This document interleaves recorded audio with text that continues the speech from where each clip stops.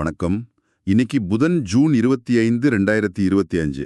இந்திய பங்கு சந்தைகள் பாத்தீங்கன்னா மறுபடியும் புது உச்சம். ஆமா, சென்செக்ஸ் நிஃப்டி ரெண்டுமே ஆல் டைம் ஹைல இருக்கு. கரெக்ட்.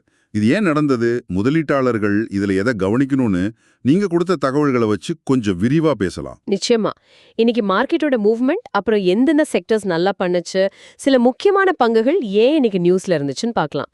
முதலீட்டாளர்களுக்கு இதுல என்ன முக்கியங்கிறத பார்ப்போம். சரி, முதல்ல ஓவரால் மார்க்கெட். சென்செக்ஸ் வந்துட்டு 700 பாயிண்ட்டுக்கு மேலே ஏறி 82,755ல க்ளோஸ் ஆயிருக்கு. நிஃப்டி 50 கூட ஒரு 200 பாயிண்ட் மேலே போய் 25,244. ரெண்டுமே ரெக்கார்டு தான். இதுக்கு காரணம் பாத்தீங்கன்னா குளோபல் டென்ஷன்ஸ் கொஞ்சம் குறைஞ்சிருக்கு, அந்த இஸ்ரேல் ஈரான் போர் நிறுத்தம் மாதிரி.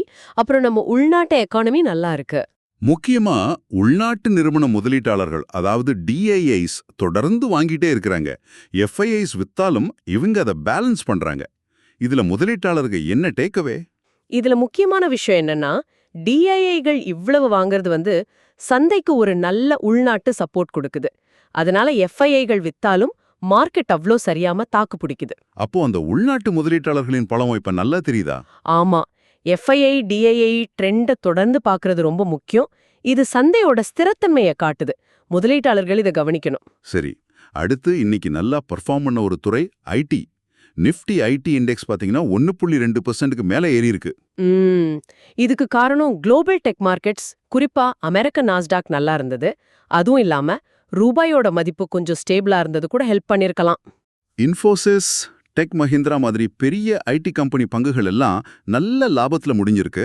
ஆமா, இது ஐடி துறை முதலீட்டாளர்களுக்கு என்ன காட்டுதுன்னா, குளோபல் டெக் ட்ரெண்ட்ஸ் அப்புறம் கரன்சி மதிப்பு மாற்றம், இது ரெண்டும் இந்த துறைக்கு எவ்வளவு முக்கியம்னு புரிய வைக்குது.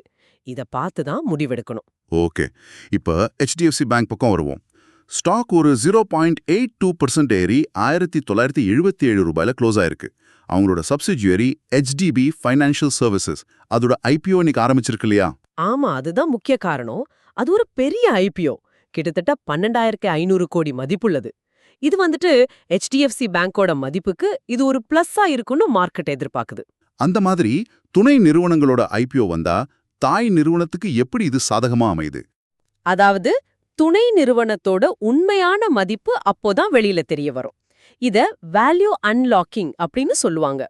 இது HDFC பேங்க் ஷேர் ஹோல்டர்ஸ்க்கு ஒரு நல்ல விஷயம். அதனால தான் பங்கு விலை ஏறி இருக்கு.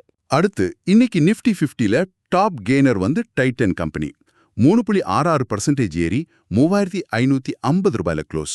கன்சியூமர் ஸ்டாக்ஸ் மேல மறுபடியும் ஒரு ஆர்வம் வந்திருக்கு போல. ஆமா, கன்சியூமர் டிஸ்கிரிஷனரி, அதாவது நுகர்வு சார்ந்த பங்குகள் மேல நம்பிக்கை திரும்புது. மக்கள் செலவு பண்ணுவாங்கன்னு ஒரு எதிர்பார்ப்பு.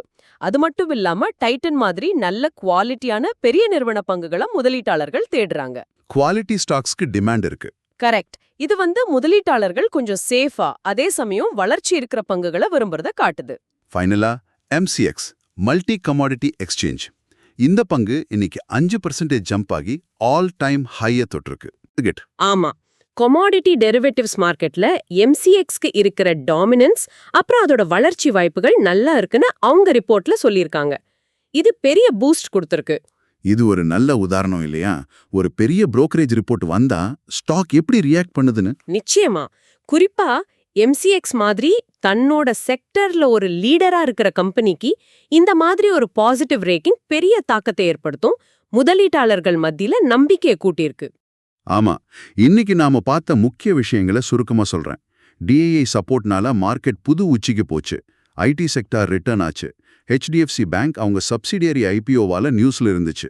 டைட்டன் கன்சியூமர் சென்டிமெண்ட் இம்ப்ரூவ் ஆகிறத காட்டுச்சு. MCX ஒரு புரோக்கரேஜ் அப்கிரேடால ராக்கெட் மாதிரி ஏறிச்சு. இதெல்லாம் தான் ஹைலைட்ஸ். ஆமா, இது எல்லாத்தையும் வச்சு பார்க்கும்போது முதலீட்ட முடிவுகள் எடுக்கிறப்ப இந்த சூழல்களையும் கணக்கில் எடுத்துக்கணும். இன்னைக்கு நாம பேசின விஷயங்கள்ல உள்நாட்டு முதலீட்டாளர்களோட பங்கு சந்தைக்கு எந்த அளவுக்கு ஒரு குஷனிங் எஃபெக்ட் கொடுக்குதுன்னு நீங்க நினைக்கிறீங்க? இது கொஞ்சம் யோசிக்க வேண்டிய கேள்வி. இந்திய பங்கு சந்தை அப்டேட்டுகளுக்காக சப்ஸ்கிரைப் பண்ணி பெல் ஐகானையும் கிளிக் பண்ணுங்க.